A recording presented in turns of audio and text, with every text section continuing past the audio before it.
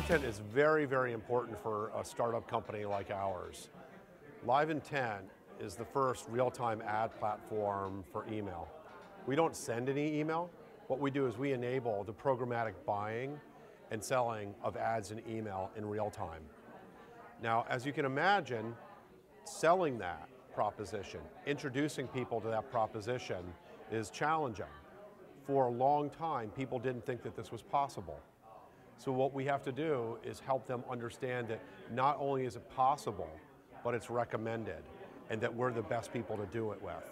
And so content, specifically third-party validation from our clients, is a very, very important part of our strategy. Well, what we're doing today, hopefully, has a very long tail. If what we're doing today isn't still valuable or true a year from now, then we're probably not being true to our customers. So what we need to do is we need to be very, very clear with our customers about the value that we're going to offer them over a long period of time. We work with people who produce content themselves. So they want to understand that what we're telling them is going to have lasting effect for them. So we are producing content that someone can come to our site and pick up 6 months or 9 months from now. If every time we produce a piece of content, we only expect it to last 30 days, we're going to be much too busy. So managing content, being able to make it easy to find, searchable, and having it last a long time is very important to LiveIntent. Measuring ROI for our content is both difficult and simple.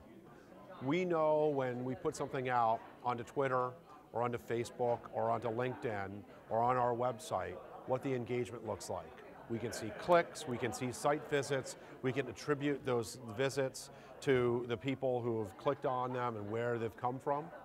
We can also figure out from using tools like Marketo, or HubSpot, or Salesforce, which deals, which opportunities turned into sales because of a specific piece of content. And that content could be anything. It could be a video like this. It could be a presentation that was made. It could have been a webinar. It could have been a display ad. So using tools, we're able to figure out which pieces of content are driving the most engagement, and we can see it all the way down the funnel.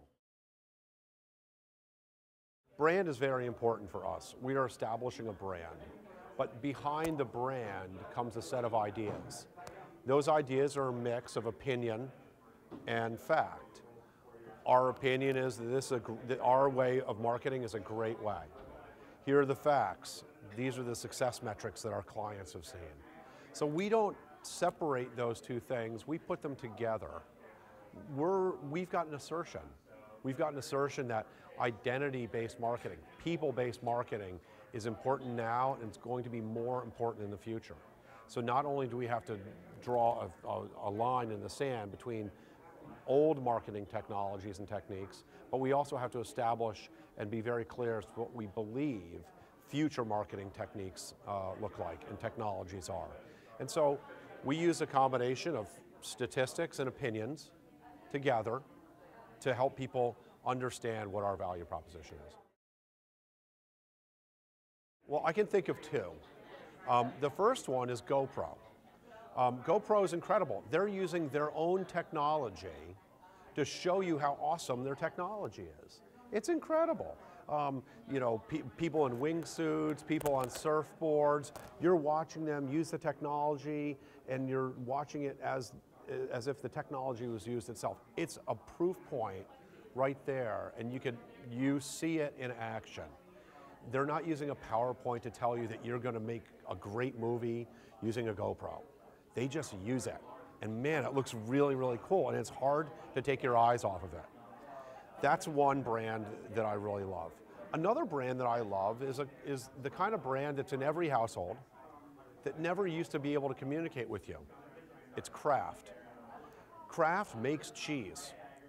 And Kraft used to sell cheese through stores, and you'd go and you'd see Kraft on a shelf, one of their products, or in a refrigerator or somewhere, and that was your connection to Kraft. But how was I supposed to use the product? The product was just there. There was no one demonstrating to me how to use cheese. So what Kraft had to do with content was they had to become a publisher.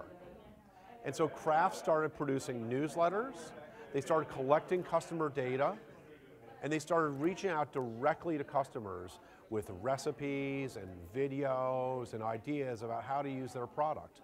Like GoPro, GoPro demonstrates their product, and that gets you psyched to use it because you're saying, I can do that, I'm going to look as awesome as them.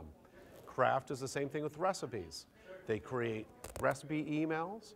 They're a client, full disclosure. They create recipe emails and they send those things out at like 4 o'clock in the afternoon, just when you're trying to figure out, what am I going to make for dinner? And that content helps drive consumption of their products and helps people be creative and get them over maybe a block on what am I having for dinner.